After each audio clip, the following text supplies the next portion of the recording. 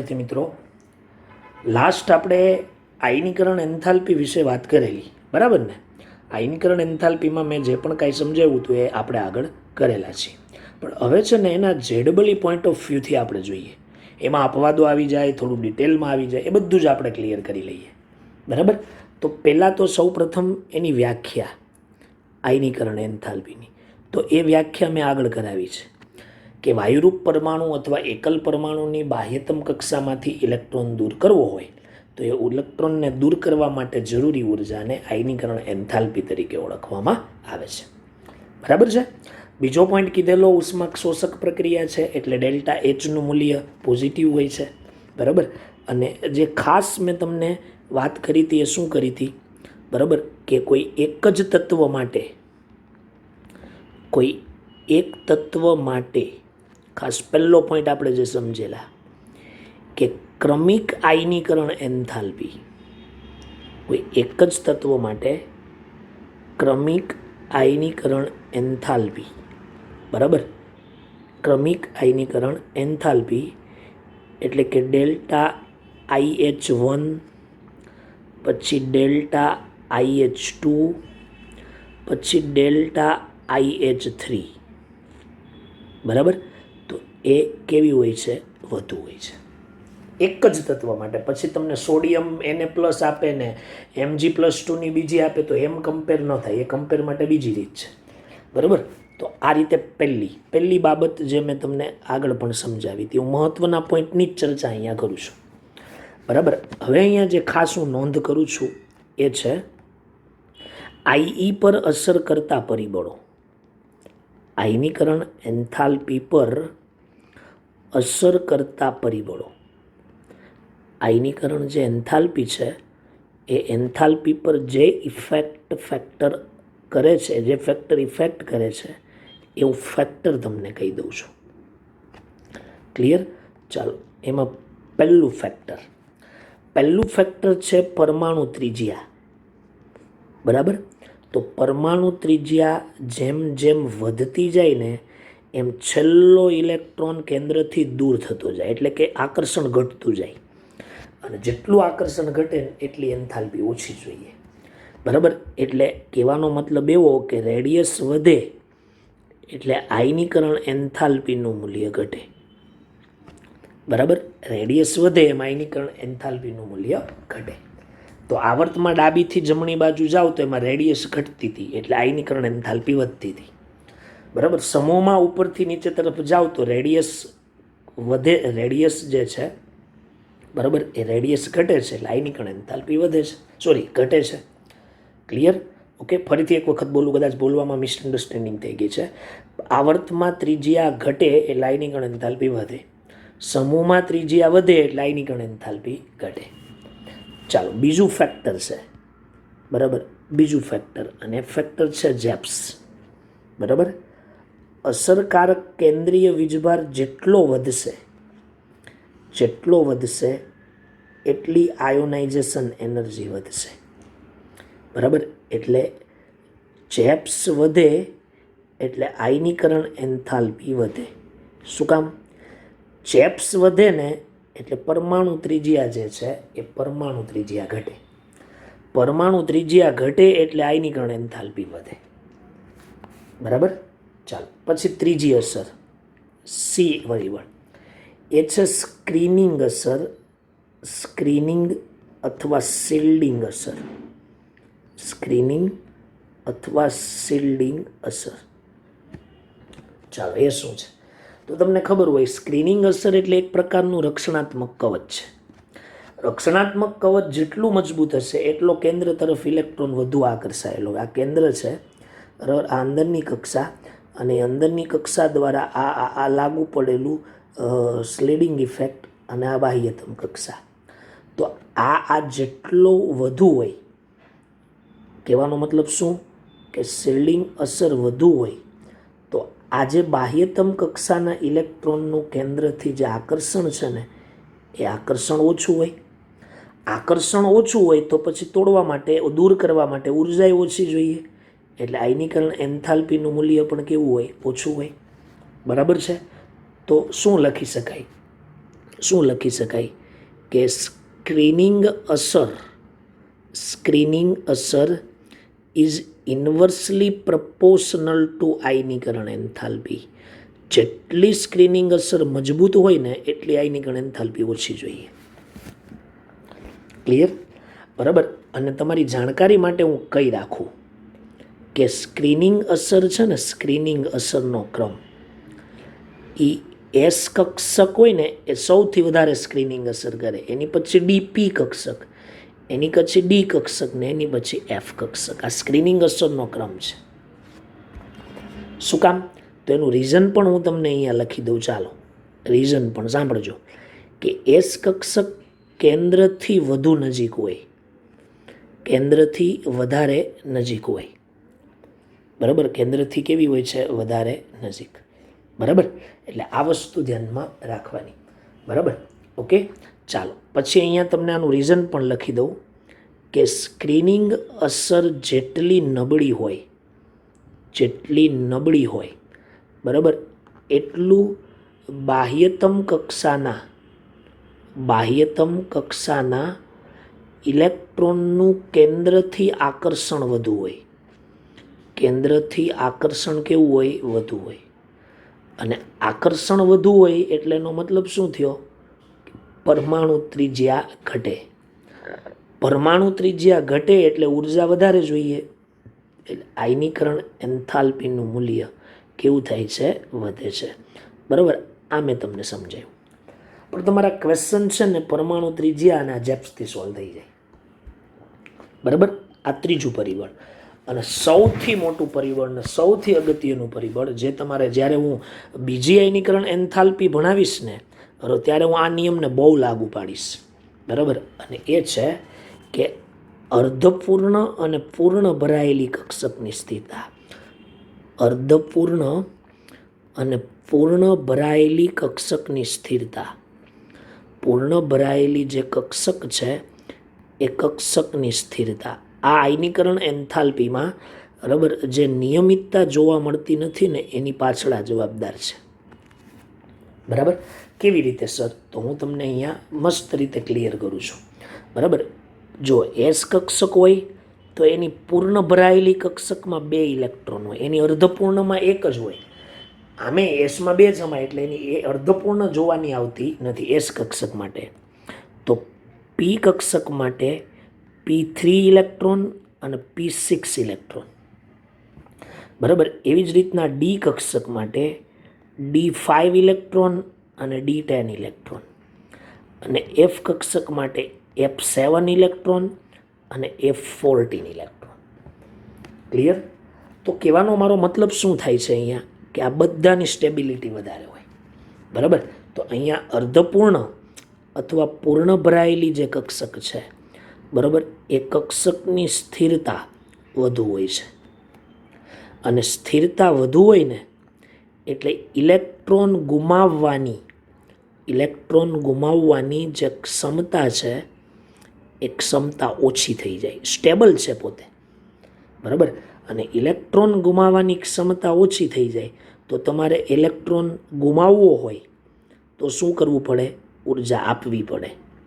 બરાબર? એની કેપેસિટી ઓછી છે ને છતાંય તમારે ગુમાવવો છે તો ઉર્જા આપવી પડે. એટલે આયોનાઇઝેશન એનર્જીનું મૂલ્ય કેવું હોય છે? વધારે હોય. ક્લિયર? ખ્યાલ આવ્યો? તો શું કરાય ખબર? જો NH2 હોય અને NH2NP1 હોય એટલે કે આ સમૂહ નંબર 2નું તત્વ છે અને આ સમૂહ નંબર 13નું તત્વ છે. તો 2 થી 13 એટલે આવર્ત થાય. આવર્ત થાય એટલે કાયદેસર વધવી જોઈએ, પણ હકીકતમાં NH2 વધારે કહેવાય. શું કામ? એ સ્ટેબલ છે. પણ એની બાજુના તત્વો પૂરતું જ લાગુ પડે, એટલે હું અહીંયા લખું છું. ચાલો, બરાબર, NH2ની જગ્યાએ આપણે NP3 લઈએ, બરાબર, અને NP4 લઈએ. બરાબર? તો 3 અને 4માં સિમેટ્રી એટલે કે વ્યવસ્થિત ગોઠવણી 3માં હોય, અર્ધપૂર્ણ હોય ને એટલે આની સ્થિરતા વધારે હોય. બરાબર? અને NP6 હોય અને NP5 હોય તો 5માં વધારે હોય. ક્લિયર? સમજ પડી ગઈ? બરાબર? તો આ રીતે તમારે યાદ રાખવાનું છે. એટલે હું તમને એમ કહી દઉં કે આ કક્ષકની સ્થિરતા બરાબર. જો આવી ક્યાંય દેખાય ને તો વધારે હોય, બરાબર. સ્થિરતા વધારે હોય, બરાબર, એટલે આયનીકરણ એન્થાલ્પીનું મૂલ્ય કેવું હોય? વધારે હોય છે. કેવું હોય? વધારે. ક્લિયર? જો હું તમને એક ઉદાહરણ આપું, જો મેં તમને લાસ્ટ લેક્ચરમાં પણ આપ્યું હતું અને અત્યારે પાછું એક વખત આપું છું, જેથી તમને તકલીફ ન પડે. શું? દાખલા તરીકે એન અને ઓ, બરાબર. આ Z is equal to 7, Z is equal to 8. આમ જાવ એટલે એ આવર્તના તત્વો છે. કેવા તત્વો? આવર્તના તત્વો. તો આવર્તના તત્વો હોય તો હમણાં જ કીધું કે ડાબીથી જમણી બાજુ જાવ એટલે આયનીકરણ એન્થાલ્પી વધે, બરાબર. તો જવાબ આવવો જોઈએ, પણ આ જવાબ કેવો છે? ખોટો છે. આ જવાબ ખોટો છે. સાચો જવાબ શું આવે આનો? તો કે અહીંયા નાઇટ્રોજન, અહીંયા ઓક્સિજન. અહીંયા ઇલેક્ટ્રોન રચનામાં 1s2, 2s2, 2p3. અહીંયા આવે 1s2, 2s2, 2p4. તો અહીંયા જુઓ, અર્ધપૂર્ણ ભરાયેલી કક્ષકમાંથી પહેલો ઇલેક્ટ્રોન દૂર કરવાનો હોય. અર્ધપૂર્ણ ભરાયેલી કક્ષક, બરાબર. અર્ધપૂર્ણ ભરાયેલી કક્ષક એટલે વિદ્યાર્થી મિત્રો સ્થિરતા વધુ. સ્થિરતા વધુ એટલે વિદ્યાર્થી મિત્રો આયનીકરણ એન્થાલ્પીનું મૂલ્ય વધારે. એટલે નાઇટ્રોજન ગ્રેટર દેન ઓક્સિજન આવે. એટલે આ જવાબ સાચો આયનીકરણ એન્થાલ્પી માટે. ક્લિયર થઈ ગયું? બરાબર. અને સેમ એઝ ઇટ ઇઝ આપણે આ જ વસ્તુને જો સોલ્વ કરવી હોય તો એક બીજા સમૂહનું તત્વ આપણી પાસે છે અને એ છે બેરેલિયમ. શું છે? બેરેલિયમ. અને એની બાજુમાં બોરોન છે. બેરેલિયમની બાજુમાં કોણ છે? બોરોન. તો બેરેલિયમની અંદર અહીંયા આવશે 1s2 અને અહીંયા 2s2. અહીંયા આવશે 1s2, 2s2, 2p1, બરાબર.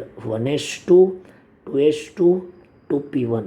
તો અહીંયા જો 2s કક્ષકમાંથી ઇલેક્ટ્રોન દાખલ થાય, દૂર થાય, બરાબર. એટલે આ કેવી કક્ષક છે? પૂર્ણ ભરાયેલી કક્ષક.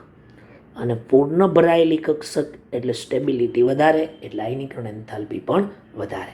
બાકી જવાબ આવવો જોઈએ બેરેલિયમ લેસ ધેન બોરોન, પણ એવું નથી. એટલે મેં તમને લાસ્ટ લેક્ચરમાં પણ કીધું હતું કે સમૂહ નંબર 2 કરતાં સમૂહ નંબર 13ની એન્થાલ્પી ઓછી અને 15 કરતાં 16ની ઓછી. આટલા અપવાદો આવે. ક્લિયર? તો આ 4 ફેક્ટર છે કે જે આયનીકરણ એન્થાલ્પી પર શું કરે છે? અસર. ક્લિયર? અને પછી તમને મેં આગળ પણ કહ્યું હતું કે આવર્ત કોષ્ટકમાં શું થાય. આવર્ત કોષ્ટકમાં તો એ તો મેં તમને જણાવી જ દીધું છે કે આવર્ત કોષ્ટકમાં ડાબીથી જમણી બાજુ તરફ જતાં આયનીકરણ એન્થાલ્પીના મૂલ્યો કેવા થાય છે? વધે છે. અને સમૂહમાં કેવા થાય છે? ઘટે છે. ક્લિયર વિદ્યાર્થી મિત્રો? ચાલો હવે શું કરીએ કે આયનીકરણ એન્થાલ્પીના કેટલાક અપવાદો કે જ્યાં તમારે કાળજી રાખવી પડે. જો કાળજી નજર ચૂકવી તો દુર્ઘટના ઘટી, એના જેવું છે. બરાબર. ચાલો ઉદાહરણ આપું તમને. ઉદાહરણથી જ મજા આવશે, ત્યાં સુધી નહીં ખબર પડે. ચાલો બીજા આવર્તના તત્વો હોય કે ત્રીજાના હોય, બીજા ત્રીજાના મોટે ભાગે પૂછાય. લિથિયમ, પછી બેરેલિયમ, પછી boron, carbon, nitrogen, oxygen, fluorine અને નિયોન. તો વિદ્યાર્થી મિત્રો આ આવર્તના તત્વો છે. શેના તત્વો છે? આવર્તના. તો તમે આમ જાઓ પહેલાં તો પહેલી વસ્તુ કે આવર્તમાં આયનીકરણ એન્થાલ્પીનું મૂલ્ય વધે છે. ચાલો, એટલે આ આવું થઈ ગયું. પણ બેરેલિયમ અને બોરોનમાં અપવાદ છે, તમે જાણો છો. કાર્બન અને નાઇટ્રોજનમાં અપવાદ, કાર્બન અને નાઇટ્રોજનની, નાઇટ્રોજન અને ઓક્સિજનમાં અપવાદ છે. બાકી નિયોનમાં તો વધારે જ હોય. બરાબર. શું કામ અપવાદ? એ આપણે લખવું હોય તો અહીંયા બેરેલિયમ ઉપર રાઉન્ડ કરીએ અને અહીંયા લખીએ 2s2 અને અહીંયા લખીએ પૂર્ણ ભરાયેલી કક્ષક. પૂર્ણ ભરાયેલી કક્ષક. ચાલો પછી આગળ વધીએ 2p3. બરાબર. અહીંયા 2p3 છે તો અહીંયા શું લખશું? અર્ધપૂર્ણ ભરાયેલી કક્ષક. બરાબર. પછી અહીંયા પાછળ જોવા જાવ તો શું આવે? 2p6 એટલે શું લખાય? પૂર્ણ ભરાયેલી કક્ષક. બરાબર. પૂર્ણ ભરાયેલી એટલે આ સમૂહ નંબર આવર્ત 1 માટે આયનીકરણ એન્થાલ્પી, પહેલી આયનીકરણ એન્થાલ્પી. અત્યારે હું વાત પહેલી આયનીકરણ એન્થાલ્પીની જ કરું છું. ચાલો તમને એક પ્રશ્ન આપું છું, તમે વિડીયો પોઝ કરીને સોલ્વ કરજો. Sodium, magnesium, aluminium, silicon, phosphorus, sulphur, chlorine અને આર્ગોન. ચાલો વિદ્યાર્થી મિત્રો, વિડીયો પોઝ કરો અને સોલ્વ કરો. પ્રથમ આયનીકરણ એન્થાલ્પી. ઓકે, ચાલો તો સોલ્વ કર્યું હશે. આવર્તના તત્વો છે, આયનીકરણ એન્થાલ્પીનું મૂલ્ય વધે. બરાબર, વધે. પણ ક્યાં ક્યાં અપવાદ છે વિદ્યાર્થી મિત્રો? તો કે બીજા સમૂહના તત્વોમાં મેગ્નેશિયમ, બરાબર, અને 15મા સમૂહના તત્વોમાં ફોસ્ફરસ. આ બે જગ્યાએ શું છે? અપવાદ. ક્લિયર થઈ ગયું? બરાબર. તો આ જે ક્રમ છે એ ફર્સ્ટ આયોનાઇઝેશન એનર્જીનો ક્રમ છે. બરાબર, જો કંઈ આપ્યું ન હોય એટલે ફર્સ્ટનો જ હોય. બરાબર, ચાલો આ ઉદાહરણ નંબર 1. બરાબર, એટલે આવર્ત નંબર 2 હોય કે 3 હોય કે 4 હોય, કોઈ પણ હોય, એ 15માં એ તત્વમાં ત્યાં ફેરફાર જોવા મળે. ચાલો પછી બીજો ક્વેશ્ચન, બીજું ઉદાહરણ સાંભળજો. બરાબર, આયનીકરણ એન્થાલ્પીનું મૂલ્ય સમૂહ નંબર 18ના તત્વોમાં ખૂબ જ વધુ હોય. બરાબર, એ તો તમે જાણો છો. શું કામ? એ મેં તમને કહ્યું જ છે શું કામ વધારે હોય છે. શું કામ? કારણ કે એની ઇલેક્ટ્રોન રચના ખૂબ જ વધારે સ્ટેબલ હોય. બરાબર, એટલે હું તમને અહીંયા એવું લખું છું કે સમૂહ નંબર 18ના તત્વો, બરાબર, અહીંયા લખું, સમૂહ 18ના તત્વોની આયનીકરણ એન્થાલ્પીનું મૂલ્ય ખૂબ જ વધુ હોય છે. ખૂબ જ વધુ હોય છે. એટલે એને છે ને હું એક એક્ઝામ્પલ દ્વારા જો તમને આમ બતાવું. દાખલા તરીકે lithium less than beryllium greater than boron less than carbon less than nitrogen greater than oxygen less than fluorine very very less than neon. બહુ વધારે હોય. વધારે તો હોય જ છે, તો આપણને ખબર છે, પણ ખૂબ જ વધારે હોય. બરાબર, શું કામ? તો અહીંયા આપણે લખી દઈએ કે ખૂબ જ વધુ સ્થિર ઇલેક્ટ્રોન રચના, પૂર્ણ ભરાયેલી ને એટલા માટે. અને વધારે સ્થિર ઇલેક્ટ્રોન રચના હોય એટલે આયોનાઇઝેશન એનર્જીનું મૂલ્ય સૌથી વધુ અથવા ખૂબ જ વધુ હોય છે. થઈ ગયું? બરાબર, તો આ બીજી વસ્તુ ધ્યાનમાં રાખવાની છે. ક્લિયર? ચાલો આ બીજો અપવાદ છે, જે તમે અપવાદ તો ન કહેવાય આને, પણ તો આમાં મેં લખી આપ્યું તમને એટલે ખ્યાલ આવે. ત્રીજો બાબત, બરાબર, ત્રીજો અપવાદ રેડ ઝોનમાં છે. ધ્યાન આપજો. બરાબર, બરાબર. શું કે 21 થી 30 નંબરના તત્વો, આ ડી બ્લોકમાં 21 થી 30 આખા ગામને હેરાન કરે. પ્રથમ સંક્રાંતિ શ્રેણીના જે તત્વો છે એ તત્વમાં આયનીકરણ એન્થાલ્પી ધીમે ધીમે વધે છે. સમજો મારી વાત. ધીમે ધીમે કેવી થાય છે? વધે છે. શું કામ? આવર્તના જ તત્વો, 21 થી 30 એટલે આવર્તના જ તત્વો, પણ ધીમે ધીમે શું કામ વધે છે? બરાબર, તો એનું રીઝન છે ને એ હું તમને આપું. બાકી એ કોઈ અપવાદ નથી. આવર્તના તત્વો એટલે વધે જ, પણ ધીમે ધીમે વધે. શું કામ? કારણ કે તમને ખબર, વચ્ચે પરમાણુ ત્રિજ્યા થોડીક અચળ હતી, તો એ જ રીઝન કામ કરે કે દાખલ થતો નવો ઇલેક્ટ્રોન એ છે ને N-1 ડી કક્ષકમાં દાખલ થાય છે. દાખલ થતો ઇલેક્ટ્રોન N-1 ડી કક્ષકની અંદર દાખલ થાય છે. હવે ડી કક્ષકમાં દાખલ થાય છે એટલે તમને કારણ પણ આપેલા મેં કે પરમાણુ ત્રિજ્યા છે, બરાબર, એ ધીમે ધીમે ઘટે છે, વચ્ચે અચળ પણ રહે છે. અને પરમાણુ ત્રિજ્યા ધીમે ધીમે જો ઘટતી હોય વિદ્યાર્થી મિત્રો, તો પછી એની આયનીકરણ એન્થાલ્પીનું જે મૂલ્ય છે, બરાબર, એ મૂલ્ય પણ ધીમે ધીમે વધે છે. બરાબર, કોઈ અપવાદ નથી એટલે ગભરાવું નહીં. તમને કોઈ મૂલ્ય પૂછવાનું નથી. તમને કોઈ પણ વિદ્યાર્થી મૂલ્ય પૂછશે, કોઈ પણ સર મૂલ્ય નહીં પૂછે. ઓકે, ચાલો હવે તમને આ લોકો એવો ક્વેશ્ચન પૂછે, બરાબર, એમાં એક ખાસ વચ્ચે એક નોટ્સ કરી દો. બરાબર, એ નોટ એના પાડોશી તત્વો માટે જ તમારે લગાડવાની. કેવી રીતે સર? ચાલો, ઝીંક છે અને અહીંયા કોપર છે. એક કામ કરીએ, 29 નંબરનું કોપર, 30 નંબરનું ઝીંક. તો 29 અને 30 એટલે આવર્તના તત્વો ને. આવર્તના તત્વ જાવ એટલે આયનીકરણ એન્થાલ્પીનું મૂલ્ય વધે. આયનીકરણ એન્થાલ્પીનું મૂલ્ય વધે. પણ ઘણા બધા વિદ્યાર્થી શું વિચારે ખબર? કે પરમાણુ ત્રિજ્યા છે ને આવી રીતે આવે. બરાબર. કોપરની પરમાણુ ત્રિજ્યા કરતાં ઝીંકની પરમાણુ ત્રિજ્યા વધુ હતી. ઝીંકની પરમાણુ ત્રિજ્યા કેવી હતી? વધારે. તો પરમાણુ ત્રિજ્યા ઝીંકની વધારે હોય તો પછી એનો મતલબ એવો થઈ ગયો કે એની આયનીકરણ એન્થાલ્પીનું મૂલ્ય ઓછું હોવું જોઈએ, પણ એવું નથી. બરાબર. તો એટલા માટે આ અપવાદ છે. ક્લિયર. તો આયનીકરણ એન્થાલ્પી માટે શું લખીએ? જો ઝીંકની ઇલેક્ટ્રોન રચના જે છે, ઝીંક અને અહીંયા કોપર, તો ઝીંકની ઇલેક્ટ્રોન રચનામાં લખાય આર્ગોન, પછી 3d10 4s2, અને કોપરની ઇલેક્ટ્રોન રચનામાં લખાય આર્ગોન, પછી 3d10 4s1. તમે જોઈ શકો છો વિદ્યાર્થી મિત્રો કે ઇલેક્ટ્રોન તમારે 4sમાંથી જ કાઢવાનો છે પહેલો, અને અહીંયા પહેલો એ 4sમાંથી જ કાઢવાનો છે.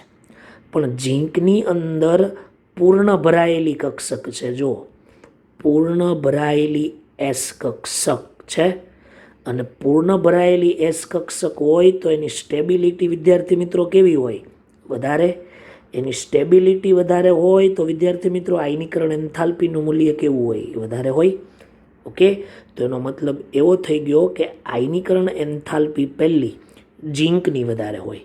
બરાબર. અને અહીંયા અપૂર્ણ ભરાયેલી, અર્ધપૂર્ણય ન બોલાય, અર્ધપૂર્ણય ન બોલાય એસ કક્ષક માટે.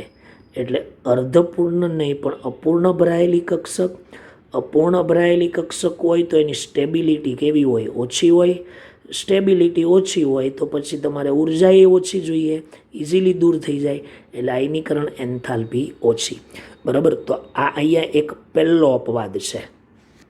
ત્રિજ્યા ઝીંકની વધારે છે, ત્રિજ્યાના સંદર્ભમાં સોલ્વ કરો તો જવાબ ઝીંકની આયનીકરણ એન્થાલ્પી ઓછી આવે, એવું નથી. બરાબર. ત્રિજ્યાવાળો તો પછી સોલ્વ કરવાનું, પહેલાં આ રીઝન. હજી એક બીજું અપવાદ આપું ત્યાં તમને, જો તમને ખબર જ હશે, ક્રોમિયમ અને મેંગેનીઝ, આ 24 નંબરનું ના 25 નંબરનું. બરાબર. ક્રોમિયમ કરતાં મેંગેનીઝની આયનીકરણ એન્થાલ્પીનું મૂલ્ય વધારે છે. જો કે એમ પણ વધારે જ હોય ને. બરાબર. આયનીકરણ એન્થાલ્પી 24 અને 25 આવર્તના તત્વો છે એટલે વધારે જ હોય. પણ એનું તમે રીઝન જો સમજવાનો પ્રયત્ન કરો ને તો તમને એક્ઝેક્ટ ખબર પડી જશે. શું? કે આર્ગોનની ઇલેક્ટ્રોન રચના છે, ક્રોમિયમની 51નો ચાંદલો 3d5 4s1, અને અહીંયા 25 નંબરનું તત્વ છે એટલે આર્ગોન 3d5 4s2. ચાલો, બંનેમાંથી એક ઇલેક્ટ્રોન કાઢવો છે. તો અહીંયા 4sમાંથી જાય અને અહીંથી પણ 4sમાંથી જાય, પણ અહીંયા 4sમાં 2 ઇલેક્ટ્રોન છે એટલે પૂર્ણ ભરાયેલી કક્ષક હોય. કેવી કક્ષક હોય? પૂર્ણ ભરાયેલી કક્ષક. અને પૂર્ણ ભરાયેલી કક્ષક હોય એટલે વિદ્યાર્થી મિત્રો સ્થિરતા કેવી હોય? વધારે. સ્થિરતા વધારે હોય એટલે એનો મતલબ એવો કે આયનીકરણ એન્થાલ્પીનું મૂલ્ય વધુ હોય. બરાબર. અહીંયા કેવી ઇલેક્ટ્રોન રચના છે? અપૂર્ણ ભરાયેલી કક્ષક છે. કેવી છે? અપૂર્ણ ભરાયેલી કક્ષક. અને અપૂર્ણ ભરાયેલી કક્ષક હોય, બરાબર, તો વિદ્યાર્થી મિત્રો એની સ્થિરતા કેવી હોય? ઓછી. અને સ્થિરતા ઓછી હોય એટલે આયનીકરણ એન્થાલ્પીનું મૂલ્ય પણ કેવું હોય? ઓછું હોય. બરાબર છે. બરાબર. એટલે મારે તમને એટલું જ કહેવું છે કે છે ને 21 થી 30 નંબર જાઓ ને એટલે ધીમે ધીમે વધે, પણ ક્રોમિયમથી મેંગેનીઝ જાઓ ને એટલે બહુ વધી જાય. બરાબર. પછી કોપરથી ઝીંક જાઓ ને એટલે બહુ વધી જાય. સમજ પડે છે? બરાબર. એટલે જો આમ લખાય, જો આમ આ સ્કેન્ડિયમ. બરાબર. અહીંયા શું લખી શકાય? સ્કેન્ડિયમ. સ્કેન્ડિયમ પછી અહીંયા ટિટેનિયમ, પછી વેનેડિયમ, પછી ક્રોમિયમ, પછી મેંગેનીઝ, પછી આયન, પછી કોબાલ્ટ, પછી નિકલ, પછી કોપર અને ઝીંક. આ 21 થી 30 તત્વો પ્રથમ સંક્રાંતિ શ્રેણી. તો વિદ્યાર્થી મિત્રો થોડીક જ વધે, બહુ વધારે વધે જ, વધવાની ના નથી પાડતો. બરાબર. પણ અહીંયા છે ને થોડી વધારે વધી જાય. બરાબર. અહીંયા થોડી કેવી વધે છે? વધારે વધે છે. બરાબર. અને અહીંયા પણ થોડી કેવી વધે? વધારે. બરાબર. એટલે અહીંયા આપણે છે ને એવું લખી શકીએ કે આયનીકરણ એન્થાલ્પી વધારે વધે છે. વધારે વધે. શું કામ? રીઝન આપ્યું છે. અને અહીંયા પણ હું તમને કહી દઉં કે આયનીકરણ એન્થાલ્પી થોડી વધારે કેવી થાય છે વિદ્યાર્થી મિત્રો? વધે છે. ક્લિયર થઈ ગયું? બરાબર. ઓકે. તો આ રીતે મગજમાં લેવાનું. બરાબર. તો આ છે એની અપવાદરૂપ રીઝનો જે હું તમને સમજાવું છું એમાંના એક છે. ઓકે. ચાલો, ક્લિયર. તો આ આપણું ત્રીજું અપવાદ થઈ ગયું. ચાલો હવે ચોથા અપવાદમાં આગળ વધીએ. ચાલો, તમને દરેક વિદ્યાર્થીઓને યાદ હશે, મેં સમૂહ નંબર 13ની અંદર એક અપવાદ તમને કીધેલો. બરાબર, સમૂહ નંબર 13માં મેં તમને એક અપવાદ વિશે વાત કરેલી, તો એ અપવાદને આપણે યાદ કરીએ. બરાબર, તમને એવું કીધેલું સમૂહ નંબર 13ની અંદર. બરાબર, ખાસ મગજમાં રાખજો, સમૂહ નંબર જે 13 છે એ સમૂહ નંબર 13માં, બરાબર, હું અહીંયા ખાસ લખી દઉં છું તમને, જો કે સમૂહ નંબર 13 આવે ને 13, ત્યારે તમારે મગજ દોડાવવાનું બંધ કરી દેવાનું. બરાબર, હાવ મગજ બિલકુલ બંધ કરી દેવાનું, અને એનો ક્રમ બેઠો યાદ રાખવાનો. બોરોન, પછી એલ્યુમિનિયમ, પછી ગેલિયમ, પછી ઇન્ડિયમ અને થેલિયમ. તો આ સમૂહના તત્વો છે. તો સમૂહના તત્વમાં તો વધવી જ ઘટે ને, તો પહેલું ઘટે જ છે, પછી વધે છે, પછી પાછું ઘટે છે, અને પછી પાછું વધે છે. અનિયમિત ટ્રેન્ડ. બરાબર, તો ક્યાં અપવાદ કહેવાય? જો આ બે જગ્યાએ. ઓકે, પછી એક ક્યાં અપવાદ કહેવાય? અહીંયા બે જગ્યાએ. બરાબર, ચાલો, એના રીઝનમાં હું તમને આ એલ્યુમિનિયમ અને ગેલિયમનું રીઝન આપું છું. શું તમને ખબર હોય તો એલ્યુમિનિયમની ત્રિજ્યા, બરાબર, એ ગેલિયમ કરતાં વધુ હતી, યાદ હશે. બરાબર, અહીંયા અપવાદ આપણે કીધેલો ત્રિજ્યામાં, એલ્યુમિનિયમની ત્રિજ્યા ગેલિયમ કરતાં વધારે છે. બરાબર, એટલે ત્રિજ્યા પરથી આ આવેલું છે. જ્યારે અહીંયા છે ને આ એ લેન્થેનાઇડ સંકોચન. બરાબર, આનું રીઝન છે લેન્થેનાઇડ કોન્ટ્રાક્શન, લેન્થેનાઇડ સંકોચન. હું તમને 11મા ધોરણમાં પી બ્લોકમાં ચલાવીશ આ ચારે ચાર કારણો. બરાબર, અથવા છે ને તમારે આને આમ પણ યાદ રાખવાનું, પછી અમુક અમુક અપવાદ આવે ને એમાં તમારે પછી યાદ રાખવું જ પડે. બરાબર, boron greater than thallium, greater than gallium, greater than aluminium અને ગ્રેટર ધેન ઇન્ડિયમ. બરાબર, આ યાદ રાખવાનું ને રાખવાનું છે. બરાબર, ખાસ. બરાબર, કે નીટની અંદર અને JEEની અંદર ઓલરેડી 2-3 વાર પૂછાયેલો પ્રશ્ન, નીટ જેઈમાં પૂછાયેલ ક્વેશ્ચન, તમને બધાને આ ઉપર ખબર હોય પણ આ નીચેનું ન ખબર હોય, એ વેલ્યુ પરથી મેં લીધા છે. બરાબર, એટલે એ તમારે યાદ રાખી દેવાનું સમૂહ નંબર 13 માટે. બરાબર, 13, 14, 15, 16 ને 17 ચાર એના હું તમને લખી દઉં, એટલે તમારે કોઈ મગજમારી નહીં બીજી. ચાલો, સમૂહ નંબર 14. તો સમૂહ નંબર 14માં કાસી જટિલે કાર્બન, સિલિકોન, પછી જર્મેનિયમ, પછી ટીન અને લેડ, ટીન અને લેડ. પણ અહીંયા પીબી અને એસએન કરી દઉં છું, લેડ અને ટીન કરી દઉં છું. બરાબર, ઉપરથી નીચે તરફ જાવ એમ ઘટે જ. બરાબર, પણ મેં જો અહીંયા અપવાદ કરી નાખ્યું છે. બરાબર, એનું રીઝન પણ આપણે 11થમાં પી બ્લોકમાં ભણીશું. બરાબર, અહીંયા હું જસ્ટ ખાલી લખી રાખું છું, લેન્થેનાઇડ સંકોચનને કારણે બરાબર આવું થાય છે. અત્યારે ખાલી આવું દાણ યાદ રાખો. રેડી? ચાલો, સમૂહ નંબર 15. સમૂહ નંબર 15. ચાલો, સમૂહ નંબર 15માં જોઈએ આપણે. બરાબર, કાંઈ વિચારવાનું નહીં, નિયમિત નાઇટ્રોજન, ફોસ્ફરસ, પછી આર્સેનિક, પછી એન્ટીમની અને પછી બિસ્મથ. કોઈ ચિંતા જ નહીં, ક્રમ રિયલી ક્રમ છે. બરાબર, 13, 14, 15 અને 16. બરાબર, ચાલો, પછી 15 પછી આપણે જઈએ 16માં. 16માં ગભરાવું નહીં બિલકુલ, નિયમિત ટ્રેન્ડ જ લઈ લેવાનો. કયો કયો? Oxygen greater than sulphur, greater than selenium, greater than tellurium, greater than polonium. ઉપરથી નીચે તરફ જાવ એમ આયનીકરણ એન્થાલ્પી ઘટે. બરાબર, પછી સમૂહ નંબર 17માં તમે જતા રહ્યો. સમૂહ નંબર 17માં કોઈ ચિંતા નહીં, એમાં fluorine greater than chlorine, greater than bromine, greater than iodine, greater than astatine. તો અપવાદ આ 13માં અને 14માં જ છે. એટલે મેં તમને કીધું કે સમૂહ વિશે તમારે કાંઈ વિચારવાનું નથી. ક્લિયર? તો આ તમને મેં ચોથું અપવાદ બતાવ્યું છે. કેટલામું અપવાદ બતાવ્યું? ચોથું અપવાદ, જે દરેક વિદ્યાર્થીઓએ મગજમાં રાખવાનું. ચાલો, હવે તમને 5મું અપવાદ બતાવું. બરાબર, રેર કેસમાં જ આવે. આ બધું 12થમાં આવે, એટલે કંઈ પેલું શું કહેવાય, જીનીટનો પોઈન્ટ ન કહેવાય, આ બોર્ડનો જ છે, પણ હું અત્યારે સાથે ચલાવી દઉં છું. બરાબર, તો જો આયનીકરણ એન્થાલ્પી, બરાબર, એમાં ખાસ યાદ રાખજો, તૃતીય સંક્રાંતિ શ્રેણીના તત્વો, તૃતીય સંક્રાંતિ જે શ્રેણી છે, બરાબર, એ શ્રેણીના તત્વો એટલે 5D સિરીઝ. 5D સિરીઝ એની આયનીકરણ એન્થાલ્પી દ્વિતીય સંક્રાંતિ શ્રેણીના તત્વો, દ્વિતીય સંક્રાંતિ શ્રેણીના તત્વો એટલે કે 4D કરતાં વધારે છે. કારણ કે જો 3D આમ આવે, પછી 4D અને 5D, આમ તો આ સમૂહના તત્વ, સમૂહના તત્વોમાં આયનીકરણ એન્થાલ્પી ઘટે, બરાબર, પણ 4Dની વધારે છે. 4Dની કેવી છે? વધારે. અને એનું રીઝન પણ મેં તમને પરમાણુ ત્રિજ્યામાં આપેલું, બરાબર. એ તમે જાણો જ છો કે પરમાણુ ત્રિજ્યા 5D કક્ષક કરતાં 4D કક્ષકની વધુ છે. શેને કારણે વધુ છે? લેન્થેનાઇડ સંકોચનને કારણે. મેં સમજાવેલું છે તમને, આ લેન્થેનાઇડ સંકોચનને કારણે, બરાબર. લેન્થેનાઇડ સંકોચનને કારણે, લેન્થેનાઇડ સંકોચનથી શું થાય?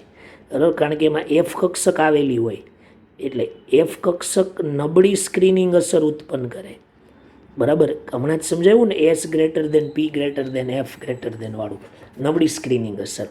સ્ક્રીનિંગ અસર નબળી થાય એટલે છેલ્લો ઇલેક્ટ્રોન ઝડપથી ચીપકી જાય, એટલે કે આકર્ષાય, એટલે ત્રિજ્યા ઘટે. કોની? 5D કક્ષકની. 5D કક્ષકની ત્રિજ્યા ઘટે. અને 5D કક્ષકની ત્રિજ્યા ઘટે એટલે આકર્ષણ વધે. આકર્ષણ વધે એટલે આયનીકરણ એન્થાલ્પી 5D કક્ષકની કેવી થઈ જાય? વધી જાય, બરાબર. એટલે બહુ ગભરાવું નહીં, ખાલી શું યાદ રાખો? જો આટલું જ યાદ રાખો, પણ આ તો તમારે બહુ ઓછી વાર પૂછાય, બરાબર. 3D, બરાબર, greater than 4D less than 5D, બરાબર. આ આયોનાઇઝેશન એનર્જી, બરાબર. અને આના પ્રાયોગિક મૂલ્ય જુઓ ને તમે, પ્રાયોગિક મૂલ્ય આઈના પ્રાયોગિક મૂલ્ય પરથી, બરાબર, પ્રાયોગિક મૂલ્ય પરથી તો હું તમને સમજાવું. જો કેવી રીતે, બરાબર. અહીંયા કોપર છે, બરાબર, ધ્યાન આપજો, બરાબર. અહીંયા 5D આવે પહેલાં, પછી 3D આવે અને પછી 4D આવે. જો આ યાદ રહી જાય તો બહુ સારું કામ થઈ જાય. પણ આ 12થમાં ઉદાહરણો બધા 12થમાં પૂછાય, બરાબર. 11થમાં ના આવે, પણ નીટમાં તો બધું જ આવવાનું છે. ઓકે, ચાલો આનું એક ઉદાહરણ આપું તમને. જો, બરાબર, 11મા સમૂહમાં કોપર નામનું તત્વ છે, એની નીચે સિલ્વર છે અને એની નીચે ગોલ્ડ છે, બરાબર. આવી રીતનું છે, એટલે હું આને આમ લખું છું, Ag અને Au. જો આમ છે ને, સમૂહના તત્વો છે. કેવા તત્વો? સમૂહના, બરાબર. સમૂહના તત્વો છે એટલે આયનીકરણ એન્થાલ્પી ઘટે, બરાબર. એટલે આવો જવાબ આવવો જોઈએ, પણ આ ખોટું છે. જવાબ આવવો જોઈએ પણ ખોટું છે. કોપર 3D સંક્રાંતિ શ્રેણી, સિલ્વર 4D સંક્રાંતિ શ્રેણી અને Au 5D સંક્રાંતિ શ્રેણી. તો હમણાં સમજાયું કે 3Dનું મૂલ્ય વધારે, એની પછી 4D અને આવું થાય, બરાબર. એટલે આ આન્સર કરેક્ટ. અથવા તમારે લખવું હોય તો શું લખાય? Au સૌથી વધારે 5D, પછી 3D અને પછી છેલ્લે 4D. તો આ પણ કરેક્ટ છે. It is a very most IMP ભાઈ. એટલે આ બાબત મગજમાં દરેક વિદ્યાર્થીઓએ શું કરવાની? રાખવાની. ક્લિયર? તો આ અપવાદરૂપ રીઝનો હતા. કેવા રીઝનો હતા? અપવાદરૂપ. થઈ ગયું બરાબર? તો આ આયનીકરણ એન્થાલ્પીનું ZEE નીટ છે. શેનું ZEE? આયનીકરણ એન્થાલ્પી. હજી પણ આયનીકરણ એન્થાલ્પીમાં ટોપિકો બાકી છે. ક્લિયર? કેમ કે એમાં બીજી તમને એન્થાલ્પી શીખવાડવી પડશે, ત્રીજી શોધવાની શીખવાડવી પડશે, બરાબર. તો એ તમને પહેલાં આટલી વસ્તુ બરાબર મગજમાં આવડવી જોઈએ. ક્લિયર? ચાલો વિદ્યાર્થી મિત્રો, બરાબર. હવે આપણે જોઈશું આયનીકરણ એન્થાલ્પી, બરાબર, એના ઉપયોગો. ચાલો, જે ચલાવ્યું છે ને, હવે એનો તમે યુઝ કેવી રીતે કરો, કેવા કેવા ટાઈપના ક્વેશ્ચનો આવે છે, એ ક્વેશ્ચનો હું તમને અહીંયા બતાવું છું. આયનીકરણ એન્થાલ્પીના યુઝિસ. ચાલો જો, બરાબર. પહેલો, ધાતુ ગુણધર્મ નક્કી કરવા માટે. ધાત્વીય ગુણધર્મ નક્કી કરવા માટે ચાલો આયનીકરણ એન્થાલ્પી વપરાય. તમે 8મા 9માંથી ભણતા આવો છો, જે તત્વ ઇલેક્ટ્રોન ગુમાવે ને ધાતુ તત્વ કહેવાય. તો આપણે એમાં એક શબ્દ વધારે ઉમેરીએ, જે ઇઝીલી ગુમાવે એને ધાતુ તત્વ સારું કહેવાય. તો ઇઝીલી કોણ ગુમાવે કે જેની આયનીકરણ એન્થાલ્પી ઓછી હોય. બરાબર. તો પછી તમે ડાબીથી જમણી બાજુ જાઓ ને આવર્તમાં, તો આયનીકરણ એન્થાલ્પીનું મૂલ્ય ઘટે. આયનીકરણ એન્થાલ્પીનું મૂલ્ય ઘટે એટલે મેટાલિક કેરેક્ટર વધે, ઘટે. બરાબર. મેટાલિક કેરેક્ટર ઘટે એટલે સમૂહમાં આવર્તમાં ઘટે. પછી સમૂહમાં આમ ઉપરથી નીચે તરફ જાઓ તો આયોનાઇઝેશન એનર્જીનું મૂલ્ય ઘટે. આયોનાઇઝેશન એનર્જીનું મૂલ્ય ઘટે એટલે ધાત્વિક ગુણધર્મ કેવું થાય? વધે. બરાબર. ધાત્વિક ગુણધર્મ કેવું થશે? વધશે. તમને ઉદાહરણ આપવામાં આવે, ધારો કે ઉદાહરણ, ચાલો આમ અહીંયા પહેલાં એવું લખી દઈએ ને, આપણે પહેલાં ઉદાહરણ પછી લખીએ, પણ પહેલાં એવું લખીએ કે ionisation energy is inversely proportional to metallic character. ધાત્વિક ગુણધર્મ એટલે સમૂહ નંબર 17 ને 18ના તત્વો છે ને એ વધારે અધાતુ છે. બરાબર. અને પહેલાં ને બીજાના વધારે ધાતુ છે. તમને એક એક્ઝામ્પલ અહીંયા આપવામાં આવે ઉદાહરણ તરીકે. ચાલો એક એક્ઝામ્પલ આપું. સોડિયમ, મેગ્નેશિયમ, એલ્યુમિનિયમ અને સિલિકોન. ચાલો, તો આવર્તના તત્વો છે. તો આવર્તમાં આમ જાવ એમ ધાત્વિક ગુણધર્મ ઘટે, એટલે એનો મતલબ એવો કે સમૂહ નંબર 1ના તત્વો વધારે ધાત્વિક ગુણધર્મ ધરાવે. એટલે અહીંયા લખી દઈએ ધાત્વિક ગુણધર્મ. ચાલો, થઈ ગયું. બસ આવી રીતે. હવે અધાતુ પૂછે તો રિવર્સ કરી દેવાનું, એમાં ક્યાં ક્યાં મોટી વસ્તુ છે. બરાબર. ઓકે, આ ધ્યાનમાં રાખવાનું છે. ક્લિયર? ચાલો, હવે બી પ્રોપર્ટી, બીજો ઉપયોગ જોઈએ. બીજો આરામથી સમજજો. બીજો ઉપયોગ, ચાલો, બીજો ઉપયોગ છે રિડક્શન કરતા તરીકેનો સ્વભાવ. તમને આ રેડોક્સમાં આનાથી વધારે સમજાવીશું. રેડોક્સમાં આનાથી પણ વધારે, પણ એ પહેલાં આપણે છે ને અને રિડક્શન કરતા કોને કહેવાય એ હું કહી દઉં. જે તત્વ પોતાનું ઓક્સિડેશન કરે અને અન્યનું રિડક્શન કરે તે તત્વને રિડક્શન કરતા કહે છે. રિડક્શન કહે છે તે તત્વને રિડક્શન કરતા તત્વ કહેવાય. હવે ઓક્સિડેશન કરવું એટલે કીધું જ હશે તમને, ઇલેક્ટ્રોન ગુમાવવો એને ઓક્સિડેશન કહેવાય. બરાબર. તો તમે જરાક ઇઝીલી જે ગુમાવતો હોય બરાબર, એ સારામાં સારો રિડક્શન કરતા હોય. તો ઇઝીલી ઇલેક્ટ્રોન ગુમાવવો એટલે એનો મતલબ શું થયો વિદ્યાર્થી મિત્રો? કે આયોનિક કેરેક્ટર ઘટવું, આયોનિક કેરેક્ટર ઓછું. પણ આવર્તમાં તમે આમ જાઓ એટલે આયોનિક કેરેક્ટર વધે, આયોનાઇઝેશન એનર્જી વધે. આયોનાઇઝેશન એનર્જી વધે એટલે એનો મતલબ એવો કે ઇલેક્ટ્રોન ઇઝીલી દૂર નહીં થાય. એટલે એ પોતાનું ઓક્સિડેશન નહીં કરે ઇઝીલી, અન્યનું રિડક્શન ઇઝીલી નહીં કરે. એટલે એનો મતલબ એવો કે રિડક્શન કરતા તરીકેનો ગુણધર્મ ઘટે. બરાબર. તો સમૂહમાં ઉપરથી નીચે તરફ જાઓ તો આયનીકરણ એન્થાલ્પી ઘટે છે, પણ રિડક્શન કરતા તરીકેની પ્રોપર્ટી વધે છે. બરાબર. એટલે અહીંયા આપણે લખવું હોય તો શું લખી શકાય? કે ionisation energy proportional two 1 reduction કરતા. બરાબર. રિડક્શન કરતા તરીકેનો ગુણધર્મ ઘટતો હોય ને તો ઓક્સિડેશન કરતા તરીકેનો વધે, એટલે એ રિવર્સ હોય એનું. બરાબર. એનું કેવું હોય છે? રિવર્સ. આ તમારે યાદ રાખવું પડે. તો તમને આ જ સવાલ પૂછે કે સોડિયમ, મેગ્નેશિયમ અને એલ્યુમિનિયમ અને સિલિકોનમાં સારામાં સારું રિડક્શન કરતા કોણ? તો આમ જાવ એમ રિડક્શન કરતાની પ્રોપર્ટી ઘટે જ સારામાં સારું સોડિયમ. થઈ ગયું. આવા પ્રશ્નો આવેલા છે એટલે તમને કરાવવા પડે.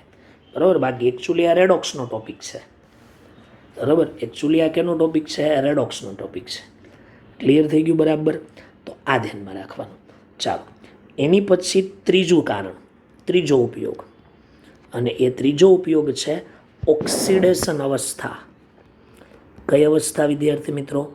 ઓક્સિડેશન અવસ્થા. ચાલો જોઈએ ઓક્સિડેશન અવસ્થામાં શું છે. તો એમાં હું તમને 2 તત્વો માટે સમજાવું. ઇલેક્ટ્રોન ગુમાવવાની વૃત્તિ એવું કહેવાય. આલ્કલી ધાતુની ઓક્સિડેશન અવસ્થા વિશે વાત કરીએ. મિત્રો, આલ્કલી ધાતુની જે બાહ્યતમ કક્ષા છે એ બાહ્યતમ કક્ષાની ઇલેક્ટ્રોન રચના NS1 છે. શું છે? NS1. બરાબર, NS1 છે અને પહેલા સમૂહની આયનીકરણ એન્થાલ્પીનું મૂલ્ય ઓછું છે એટલે ઇઝીલી ગુમાવી દે. અને એક ઇલેક્ટ્રોન ઇઝીલી ગુમાવે ને એટલે +1 ઓક્સિડેશન સ્ટેટ જ જોવા મળે. બરાબર, જ્યારે પણ રેડોક્સ ચાલશે ત્યારે તમને કહેવામાં આવશે કે પહેલા સમૂહના તત્વો +1 જ હોય. ક્લિયર થઈ ગયું? જો એક એક્ઝામ્પલ આપું તમને, દાખલા તરીકે લિથિયમ છે તો અહીંયા 1s2 અને 2s1 છે. ધારો કે એણે પહેલો ઇલેક્ટ્રોન કાઢી નાખ્યો અહીંથી તો +1 બન્યો, તો ઇલેક્ટ્રોન રચના 1s2 થઈ ગઈ અને આને જે ઉર્જા આપવી પડી એને IE1 કહેવાય, ઇઝીલી ગુમાવી દે. પણ હવે જો બીજો ઇલેક્ટ્રોન તમારે કાઢવો હોય તો આ ઇલેક્ટ્રોન તો નિષ્ક્રિય વાયુ જેવી, હિલિયમ જેવી રચના ધરાવે અને આ સ્ટેબલ છે. જો પૂર્ણ ભરાયેલી કક્ષકમાંથી તમારે દાખલ કરવો પડે. બરાબર, પૂર્ણ ભરાયેલી કક્ષક છે તો પૂર્ણ ભરાયેલી કક્ષકમાંથી તમે ઇલેક્ટ્રોન કાઢો, બરાબર, તો પછી સ્વાભાવિક રીતે +2 થાય તો આયોનાઇઝેશન એનર્જીનું મૂલ્ય બહુ જ વધી જાય. બરાબર, એટલે IE1 is very very very less than IE2 થઈ જાય. બરાબર, એટલે શું થાય? બીજો ઇલેક્ટ્રોન દૂર થાય જ નહીં, ઇઝીલી દૂર ન થાય. બરાબર, એટલે બીજો ઇલેક્ટ્રોન દૂર કરવો ખૂબ જ મુશ્કેલ બની જાય. ખૂબ જ કેવો બની જાય? મુશ્કેલ બને. એટલે એ એક જ ઇલેક્ટ્રોન ગુમાવવાનું વલણ ધરાવે. એટલે પહેલા સમૂહના તત્વ +1 જ હોય. Li +1, Na +1, K +1 જ જોવા મળે. થઈ ગયું આલ્કલી ધાતુ. ચાલો, પછી બીજું છે આલ્કલાઇન ધાતુ, સમૂહ નંબર 2. આલ્કલાઇન અર્થ ધાતુ પૃથ્વીના પોપડામાંથી મળે ને એટલે એને અર્થ ધાતુ તત્વ તરીકે ઓળખવામાં આવે. ચાલો, આમાં શું છે? તો આમાં તમે બરાબર વિચારો કે બાહ્યતમ કક્ષા છે, બાહ્યતમ કક્ષા. તો આ બાહ્યતમ કક્ષાની ઇલેક્ટ્રોન રચના બરાબર કેવી છે? NS2 છે. બરાબર, એટલે જો એ 2 ઇલેક્ટ્રોન ગુમાવી દે ધારો કે, તો એ નિષ્ક્રિય વાયુ જેવું બની જાય. એટલે ઇઝીલી ટૂંકમાં 2 ગુમાવી દે, પહેલાં એક ગુમાવે ને પછી બીજો ગુમાવે. બરાબર, એટલે +2 ઓક્સિડેશન સ્ટેટ જ જોવા મળે. Mg+2, Ca+2, 8મા 9મા 10માં આવતું. બરાબર, એ +2 જ જોવા મળે. પણ +2 થી પછી ત્રીજો બનાવવો હોય તો આની જેવું જ થાય ને, પછી હિલિયમ જેવું આવી જાય એટલે ત્રીજો ઇલેક્ટ્રોન બહુ મુશ્કેલ થઈ જાય. બરાબર, એટલે +2 જ ઓક્સિડેશન સ્ટેટ શું કરે છે? જોવા મળે છે. તો ઓક્સિડેશન સ્ટેટ જે કાંઈ ડિફાઇન કરવામાં આવે એ આના ઉપરથી થાય. આપણે તો પહેલો અને બીજા માટે યાદ રાખવાનું છે અત્યારે હાલ પૂરતું, પછી તો આવશે બીજા તત્વોની. તો આ રીતે એની આયનીકરણ એન્થાલ્પી સોલ્વ થાય. બરાબર, અને હવે છેલ્લો ઉપયોગ અને બહુ જ મહત્ત્વનો ઉપયોગ. બરાબર, પ્રશ્નો આના બહુ પૂછાણા છે ભૂતકાળમાં અને બહુ કામની વસ્તુ છે. પેલો અર્ધપૂર્ણ અને પૂર્ણ ભરાયેલી કક્ષકનો જે નિયમ છે ને એ નિયમ હવે કામ કરશે અહીંયા.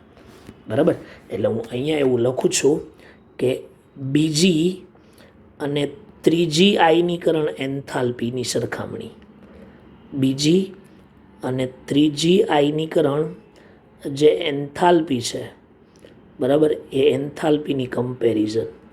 બરાબર, જે વિદ્યાર્થીઓ બરાબર આ શીખી જશે બરાબર, એને કોઈ પણ અઘરો પ્રશ્ન હશે એ આવડી જશે, કોઈ પણ પ્રકારનો. બીજી અને ત્રીજી આયનીકરણ એન્થાલ્પીની કમ્પેરિઝન પહેલી તો બધાને શીખવાડી. બરાબર, ચાલો હવે આપણે વારાફરતી એક એક્ઝામ્પલ લઈએ. બીજી ને ત્રીજી કીધી હશે તો તમને કહેશે, રકમમાં કહેશે. બરાબર, ચાલો ઉદાહરણ. દાખલા તરીકે તમને બધાને ખ્યાલ હશે કે ઝીંક અને કોપરમાં પહેલી આયનીકરણ એન્થાલ્પીનું મૂલ્ય ઝીંકનું વધુ છે. ઝીંકનું કેવું છે? વધારે. બરાબર, જ્યારે ઝીંક અને કોપરની બીજી આયનીકરણ એન્થાલ્પી વિશે વાત કરી હોય તો એ કોપરની વધારે હોય. ચાલો, વિથ રીઝન. શું કામ આવું તમે વિચારશો, તમારે ગોખવાનું નથી, આ વિચારવાનું છે. ચાલો જો, અહીંયા હું લખું ઝીંકની ઇલેક્ટ્રોન રચના, અહીંયા હું લખીશ કોપરની ઇલેક્ટ્રોન રચના. ચાલો, ઝીંકની ઇલેક્ટ્રોન રચના 3d10 4s2 છે. ચાલો, એમાંથી પહેલો ઇલેક્ટ્રોન કાઢો એટલે આ ઇલેક્ટ્રોન સ્ટેબલ છે, 4s2 છે એટલે સ્ટેબલ કહેવાય. પહેલો ઇલેક્ટ્રોન તમે કાઢ્યો તો પહેલી ઉર્જા એટલે Zn+1 બન્યું. ઓકે, તો ઇલેક્ટ્રોન રચના બની 3d10 4s1. ચાલો, પહેલી આયનીકરણ એન્થાલ્પી ઝીંકની. ઓકે, ચાલો નીચે લખું કોપર. કોપરની ઇલેક્ટ્રોન રચના આગળ આર્ગોન હોય જ, પણ આ તો આર્ગોન લખતો નથી. 3d10 4s1 બરાબર, 3d10 4s1. પણ આ 4s1 કાંઈ સ્ટેબલ ન કહેવાય બરાબર, એ કેવી કહેવાય? અનસ્ટેબલ, કેમ કે અર્ધપૂર્ણ નથી, પૂર્ણય નથી ને બરાબર. 4s1 છે એટલે એને અર્ધપૂર્ણમાં તો આપણે ગણતા નથી. તો ચાલો, અહીંયા બન્યું કોપર +1, તો અહીંયા પહેલી આયનીકરણ એન્થાલ્પી. હવે તમે લોકો જુઓ, અહીંથી મેં Znમાં પહેલો ઇલેક્ટ્રોન 4sમાંથી કાઢ્યો, સ્ટેબલમાંથી 2 છે એમાંથી, અને અહીંયા અનસ્ટેબલમાંથી કાઢ્યો તો ઇઝીલી અનસ્ટેબલમાંથી નીકળી જાય. તો ઉર્જા IE1 ઓછી હોય, કોની? કોપરની. તો આ એનું રીઝન. રેડી? ચાલો, હવે બીજો ઇલેક્ટ્રોન જોઈએ. હવે ધ્યાન આપજો બરાબર, બીજો ઇલેક્ટ્રોન. તો બીજો ઇલેક્ટ્રોન અહીંયા તમારી ઇલેક્ટ્રોન રચના થાય 3d10 4s0. બીજો ઇલેક્ટ્રોન તમારે અહીંથી કાઢવાનો છે 4s કક્ષકમાંથી, જે અનસ્ટેબલ છે. કેવી છે? અનસ્ટેબલ બરાબર, અનસ્ટેબલ ઇલેક્ટ્રોન રચના છે. જ્યારે અહીંયા કાઢવાનો છે 3dમાંથી, સમજો મારી વાત, શેમાંથી? 3dમાંથી. અને જ્યાં 3d છે ને એ પૂર્ણ ભરાયેલી છે, એટલે સ્ટેબિલિટી કેવી હોય? વધારે. તો પછી એવા સમયે જ્યારે તમે અહીંથી બીજો ઇલેક્ટ્રોન કાઢો તો અહીંયા Zn+2 બને, અને એના માટે જરૂરી ઉર્જા IE2 હોય બરાબર, અને એના માટે જરૂરી ઉર્જા અહીંયા IE2 અહીંયા પણ હોય, એટલે Cu+ શું આવે? 2. તો Cu+માંથી Cu+2 બનાવવું હોય ને તો વધારે ઉર્જા જોઈએ, કેમ કે સ્ટેબલમાંથી કાઢવાનો બરાબર. એટલે કોપરની બીજી આયનીકરણ એન્થાલ્પી ઝીંક કરતાં કેવી છે? વધારે. આ રીતે રીઝન સોલ્વ કરાય. થઈ ગયું બરાબર?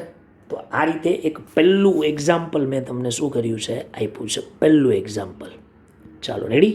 હવે એવી જ રીતના એક ઉદાહરણ નંબર 2 આપું, ક્રોમિયમ અને મેંગેનીઝ. ચાલો, અને અહીંયા લખું છું ક્રોમિયમ અને મેંગેનીઝ.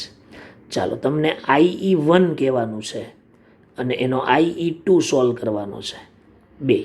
તો IE1 તો મેં કરાવ્યો તો જ Mn વધારે હોય, અને IE2 એનું રિવર્સ થઈ જાય બરાબર. પણ કારણ વિચારવાનું છે તમારે, કારણ બરાબર. તો કારણ આપણે જે ઉપર દર્શાવ્યું એના જેવું જ છે. ચાલો હું લખું, આ ક્રોમિયમ બરાબર, ક્રોમિયમમાંથી ક્રોમિયમ +1 અને +1માંથી +2. આપણે ડાયરેક્ટ ઇલેક્ટ્રોન રચના લખ્યો અહીંયા 3d5 4s1, અહીંયા આવશે 3d5 4s0, અહીંયા આવશે. આની કાંઈ જરૂર નથી. હવે ક્યાં આપણે ઇલેક્ટ્રોન કાઢવો?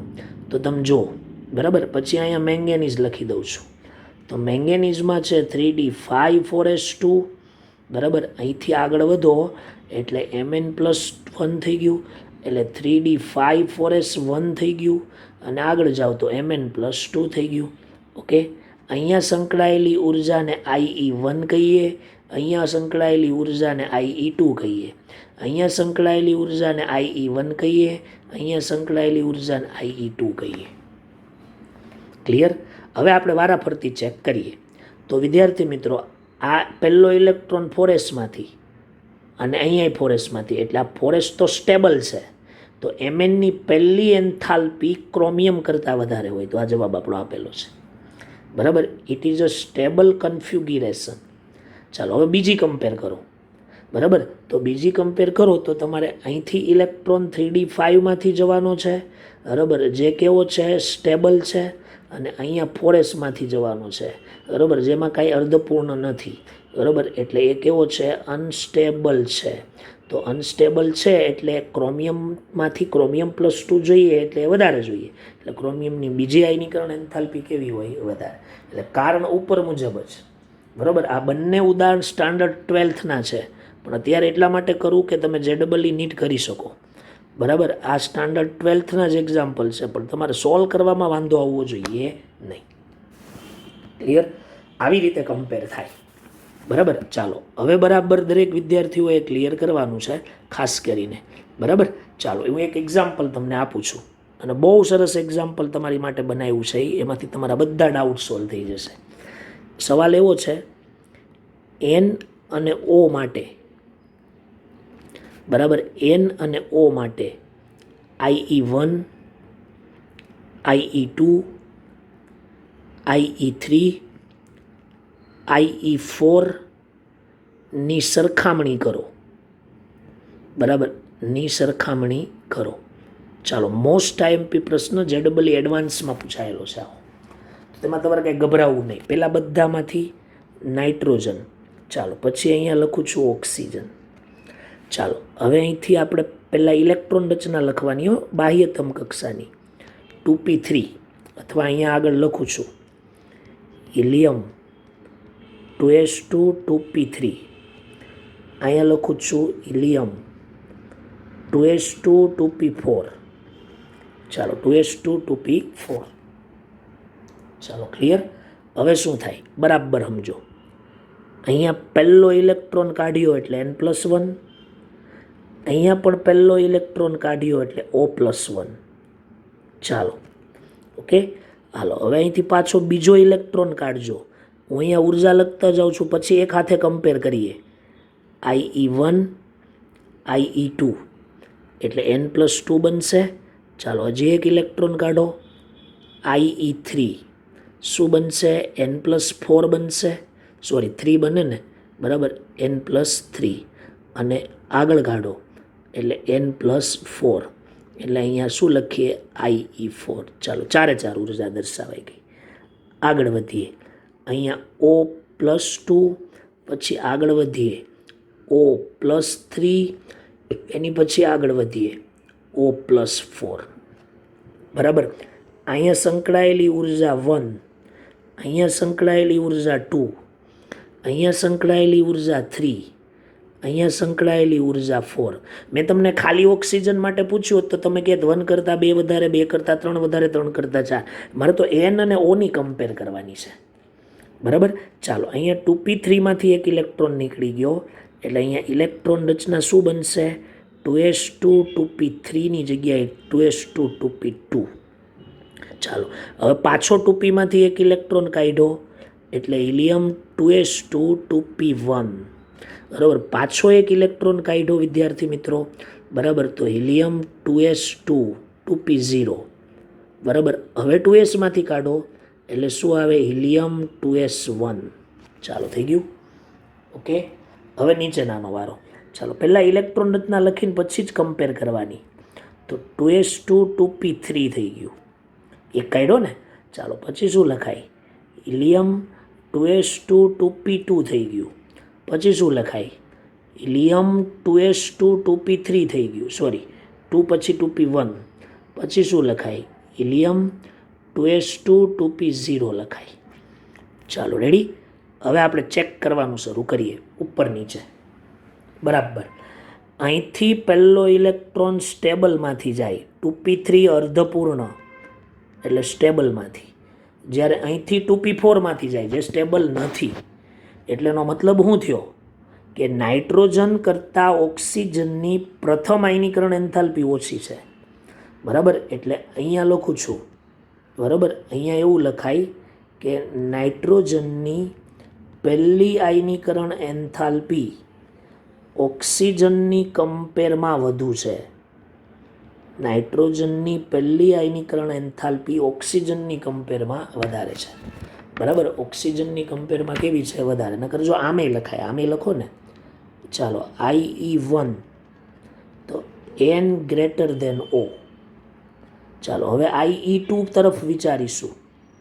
IE2 તરફ. ચાલો, હવે જોવાનું, અહીંથી આગળ વધીએ. જો અહીં બીજો ઇલેક્ટ્રોન 2p2માંથી જાય, અહીંયા બીજો ઇલેક્ટ્રોન 2p3માંથી જાય. 2p3 એટલે કેવી કહેવાય? સ્ટેબલ કહેવાય. કેવી કહેવાય? સ્ટેબલ. તો બીજી એન્થાલ્પી ઓક્સિજનની વધારે હોય તો IE2O ગ્રેટર ધેન N. ચાલો બીજી એ સોલ્વ થઈ ગઈ. બીજી પણ કેવી થઈ ગઈ? સોલ્વ. હવે ત્રીજી જોજો બરાબર. ત્રીજી પર બરાબર વિદ્યાર્થી મિત્રો વિચારી લેજો કે ત્રીજીમાં કેવી રીતે હોય છે. બરાબર, ધ્યાન આપજો દરેક વિદ્યાર્થીઓ કે ત્રીજી એન્થાલ્પી કેવી રીતે સોલ્વ કરવી. તો જો ત્રીજીમાં અહીંયા 2p1, અહીંયા 2p2, તો 1 અને 2 સ્ટેબલ પણ નથી. બરાબર, બેમાંથી એક પણ સ્ટેબલ નથી. તો એવા સમયે તમારે શું કરવાનું? ત્યારે તમારે જોવાનું કે એ તત્વ જે છે એ તત્વ સમૂહને આવર્ત પ્રમાણે કરીએ તો એન અને ઓ આવર્તના તત્વો, તો આવર્તમાં ડાબીથી જમણી બાજુ જાવ એમ કેવી થાય? વધે. તો એવા સમયે ત્રીજી એન્થાલ્પી ઓક્સિજનની નાઇટ્રોજન કરતાં વધારે હોય. જ્યારે રૂલ્સ કામ ન કરે ત્યારે આપણો ટ્રેન્ડ કામ કરે. ઓકે, હવે ચોથી આયનીકરણ એન્થાલ્પી કમ્પેર કરીએ. ચોથી આયનીકરણ એન્થાલ્પી ધ્યાન આપજો, અહીંયા લખું છું આવર્ત મુજબ. શેના મુજબ? આવર્ત મુજબ. ચાલો ચોથું જુઓ. ચોથો ઇલેક્ટ્રોન અહીંયા 2s2માંથી જાય, જે કેવું છે? સ્ટેબલ છે. અને અહીંયા 2p1માંથી જાય. કેમાંથી જાય? 2p1માંથી. બરાબર, જે અનસ્ટેબલ છે. ઓકે, તો એનો મતલબ એવો કે ચોથી આયનીકરણ એન્થાલ્પી એનની વધારે, ઓની કેવી? ઓછી. હજી પાંચમી પૂછી હોત, પાંચમી ધારો કે, તો શું કરત? તો પાંચમીમાં જો અહીંયા 2s1માંથી જાય આગળ હજી, અને અહીંયા 2s2માંથી જાય. એટલે કે આ કેવી છે? સ્ટેબલ છે. બરાબર, અહીંયા પૂછી નથી પણ હું લખી દઉં કે પાંચમી આયનીકરણ એન્થાલ્પી ઓક્સિજનની વધારે, નાઇટ્રોજનની કેવી? ઓછી. આ એક સવાલ સોલ્વ કરી નાખો ને એટલે તમારો કોઈ પણ અઘરો ક્વેશ્ચન હોય તમારાથી સોલ્વ થઈ જશે. કોઈ પણ અઘરો ક્વેશ્ચન હોય તમારો, એ તમારાથી સોલ્વ થઈ જશે. એ જવાબદારી મારી. બરાબર, તો આવી રીતે તમારે ક્લિયર કરવાનું છે. બરાબર, ચાલો હજી એક ક્વેશ્ચન મૂકું છું. થોડો વિડીયો લાંબો થશે, બરાબર, પણ મૂકી દઉં છું અહીંયા ક્વેશ્ચન. ચાલો આપણે કમ્પેર કરવાની. બરાબર, કાર્બન, બરાબર, પછી નાઇટ્રોજન, ઓક્સિજન અને ફ્લોરિન માટે થોડો અઘરો પ્રશ્ન કર્યો. IE1, પછી IE2 અને IE3ની સરખામણી કરો. IE3ની શું કરો? સરખામણી કરો. બરાબર, IE3ની સરખામણી કરવાની છે. બરાબર, આ આપણો ક્વેશ્ચન છે. બરાબર, આ ક્વેશ્ચનનું તમારે સોલ્યુશન જાતે કરવાનું છે. કેવું કરવાનું છે? જાતે. ક્લિયર થઈ ગયું? બરાબર, ઓકે.